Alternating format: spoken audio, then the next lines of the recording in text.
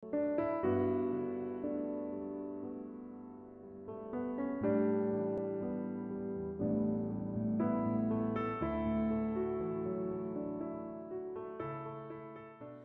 Bapak Ibu, Saudara kekasih jemaat Tuhan yang berada di rumah.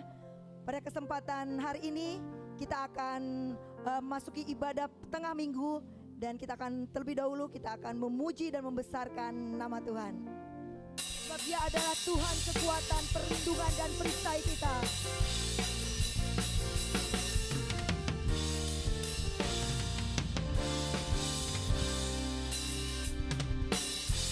Tuhanlah kekuatan dan makmurku, Ya gunung batu dan keselamatanku. Hanya padamu hatiku percaya, Allah menara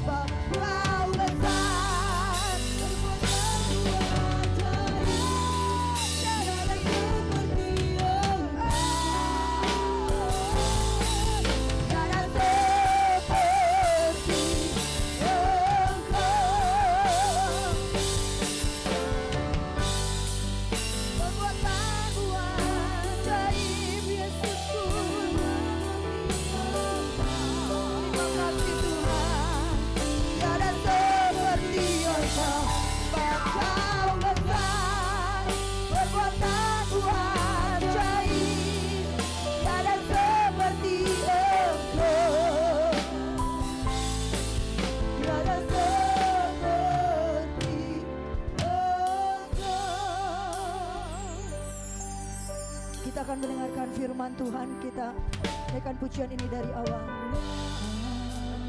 Terima kasih Tuhan. Saat ini kami sangat bersyukur, dan saat ini kami siap untuk mendengarkan firman-Mu Tuhan. Ku beri kemuliaan dan hormat, ku angkat tanganku, ku angkat suara pujian, ku agungkan nama-Mu. Kau besar, perbuatanmu ajaib, tiada seperti Engkau, tiada seperti Engkau. Kau besar, perbuatanmu ajaib, tiada seperti Engkau, tiada seperti Engkau. Kau besar, perbuatanmu ajaib, tiada seperti Engkau, tiada seperti Engkau. Kau besar, perbuatanmu ajaib, tiada seperti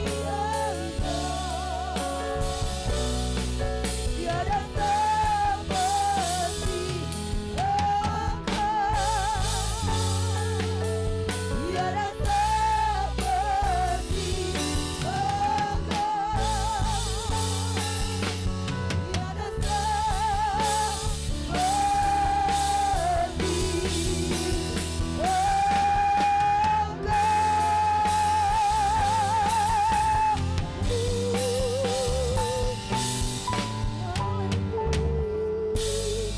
saya serahkan kepada hamba-Nya untuk menyampaikan firman Tuhan.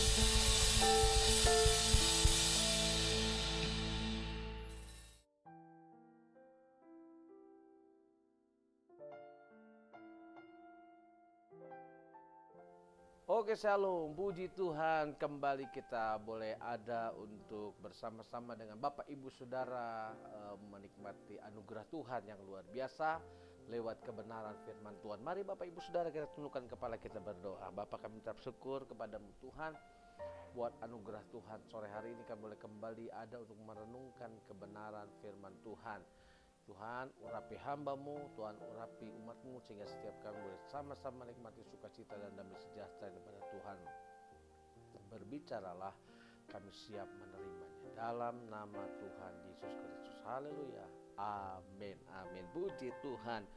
Kita bersyukur buat anugerah Tuhan yang selalu baru dalam kehidupan kita. Saya percaya dari hari ke hari Tuhan memelihara hidup kita, Tuhan menjaga, melindungi kita.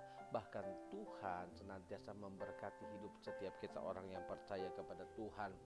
Nah, Bapak Ibu Saudara, seperti kita ketahui ada begitu banyak bencana yang terjadi di bangsa kita, ya, di beberapa pulau, ya, di beberapa daerah yang mengalami bencana alam. Yang membuat kita kadang-kadang berpikir, kadang-kadang kita mulai bertanya, Tuhan, apa maksud Tuhan di balik semua hal itu? Dan saya pada kesempatan sore hari ingin membagikan satu sharing firman Tuhan bahwa kepedulian kita juga akan membantu meringankan beban daripada saudara-saudara kita. Sebab Bapak Ibu Saudara, Alkitab pernah mencatat sebuah kejadian yang terjadi, dan itu kejadian memang menuntut kepada kita untuk kita dapat berbuat yang baik dalam hidup. Sebab apa? Perbuatan yang baik disertai iman yang mantap akan membuat kita dapat menjadi berkat.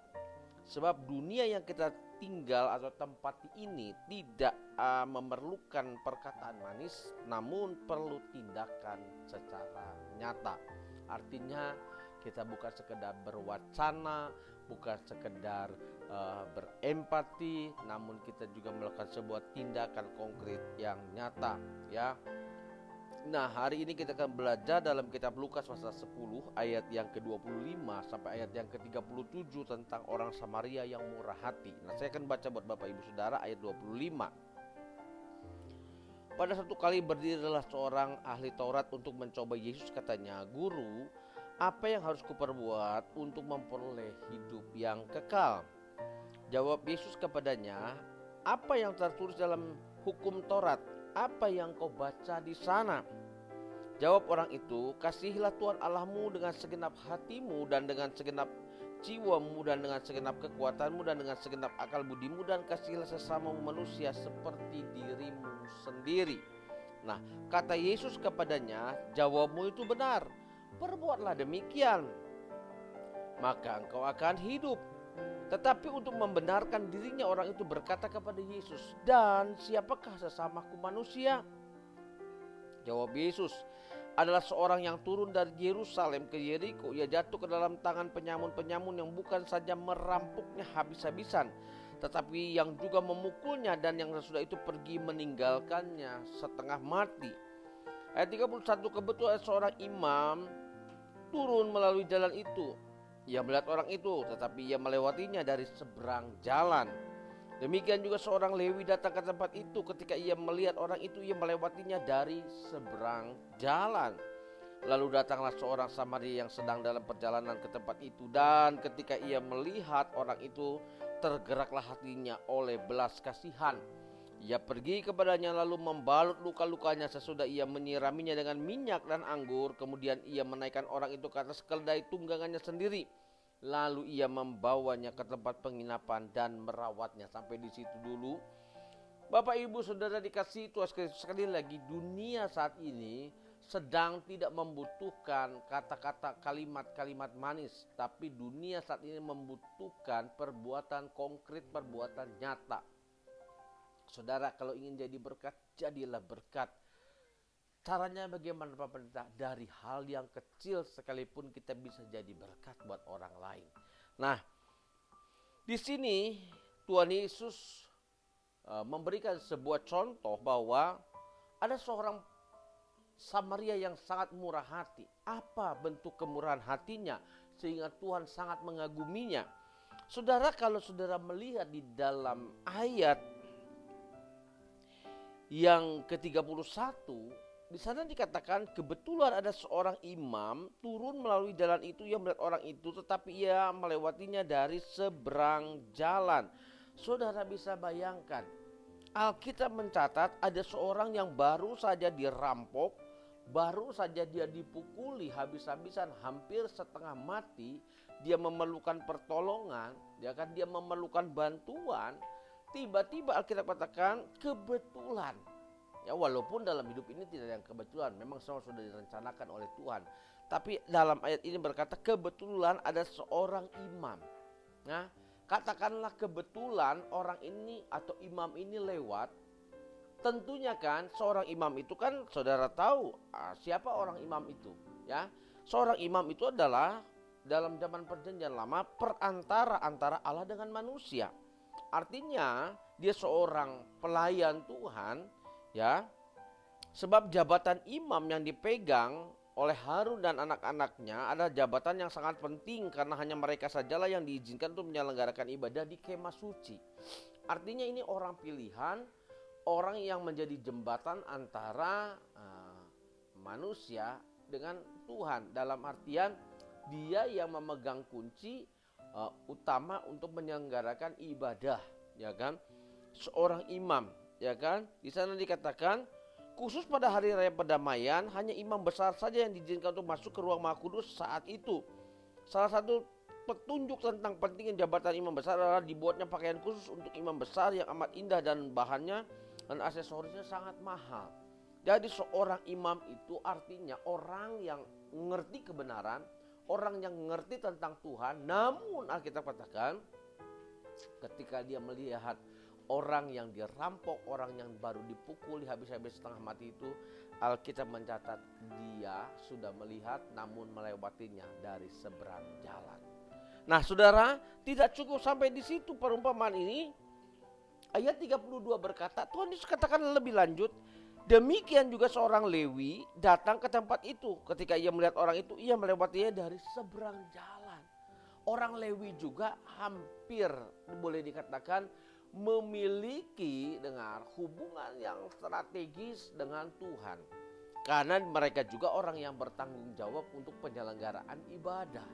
Artinya mereka tahu tentang bagaimana Tuhan itu adalah Allah yang mengasihi umatnya.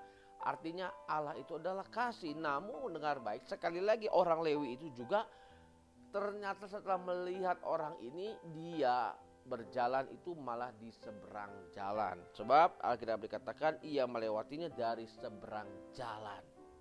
Pak, Bu, pernah nggak saudara berpikir, saya saja sudah berkali-kali mengkhotbahkan ayat ini, saya baru terpikir seperti ini. Kenapa kok Tuhan seolah-olah memberikan sebuah contoh? Yang pertama ada imam. Artinya seorang yang mengerti kebenaran, orang yang menjadi perantara Allah dengan manusia, ya, dalam penyelenggaraan ibadah, orang yang memegang kepentingan yang sangat penting dalam pertemuan ibadah. Kenapa mereka tidak memiliki hati untuk mau menolong? Ya kan? Nah, ini menjadi contoh yang Tuhan berikan, yaitu ternyata jabatan itu tidak jadi jaminan bahwa orang punya hati untuk menolong orang lain. Kadang jabatan itu hanyalah sebagai bentuk jabatan biasa yang tidak ada efek, tidak ada sesuatu yang bisa dirasakan oleh orang lain. Makanya Tuhan ingatkan tentang seorang yang dikatakan baik hati, itu seorang Samaria. Yang kedua, pernah nggak saudara berpikir, ternyata hal yang kedua pun adalah ditunjuknya imam. Ya, selain imam maksud saya adalah orang Lewi. Orang Lewi di sini adalah orang yang boleh dikatakan juga mengerti tentang kebenaran, hidup di dalam Tuhan. Bahkan dari 12 suku Israel, orang Lewi ini orang yang ditunjuk secara khusus, ya, untuk apa? Untuk masalah ibadah. Artinya harusnya dia punya hati kasih, harusnya dia mau menolong sesamanya. Namun Alkitab mencatat sekali lagi, dia pun ada melewati jalan itu tapi di seberang jalan. Jadi dua hal yang ingin saya sampaikan. Yang pertama, jabatan itu jika tidak dimaknai dengan baik, maka jabatan itu tidak akan pernah bisa membuat orang yang memiliki jabatan itu jadi berkat. Yang kedua saya mau sampaikan, jabatan itu adalah sebuah titipan, amanah, ya. Dan jabatan itu harus diamalkan, ya kan? Karena titipan harus diamalkan, harus dijadikan sebagai sebuah kebanggaan, sekaligus juga sebagai penyemangat kita, memotivasi kita untuk apa? Untuk jadi berkat buat orang lain. Nah, yang terakhir Alkitab katakan, kemudian lewatlah seorang Samaria. Saudara tahu orang Samaria itu. Saudara, orang Samaria ini dalam perjanjian lama adalah orang yang menganggap dia adalah orang suku Israel asli, Yahudi, ya. Dan mereka menganggap yang lain itu tidak seperti mereka. Makanya mereka tidak terlalu bersahabat dengan orang-orang lain. Namun bukan berarti mereka tidak punya hubungan dengan orang-orang di dunia luar, tidak. Namun orang Samaria ini memang kurang bersahabat, ya kan? Dalam artian karena mereka memang hidupnya seperti itu, ya. Mungkin boleh dikatakan sedikit eksklusif, ya. Namun dengar baik, ketika dia melihat ada orang yang mengalami masalah pergumulan, dalam artian dia sudah dirampok, bahkan dia sudah dipukuli hampir mati. Orang Samaria ini, saudara tahu, ketika melihat orang itu tergerak hatinya. Dia tidak memperdulikan lagi siapa orang yang dia tolong. Dia tidak lagi memperdulikan bahwa selama ini kan kami adalah orang yang paling benar, kami adalah orang yang paling asli lah di Israel ini. Tidak, ya. Dia mengesampingkan semua hal itu. Dia tidak lagi berpikir bahwa dia adalah orang paling hebat. Dia tidak lagi berpikir dia orang paling super. Yang dia lakukan adalah dia tergerak hati untuk menolong orang itu. Lalu Alkitab katakan, ia pergi kepadanya dalam ayat 34, lalu membalut luka-lukanya sesudah ia menyiraminya dengan minyak dan anggur. Luar biasa. Dia tidak suruh orang, tapi dia lakukan dengan cara dia lakukan dengan apa yang dia miliki. Nah, dengan tangannya dia mengerjakannya. Saudara, ini sesuatu yang hebat.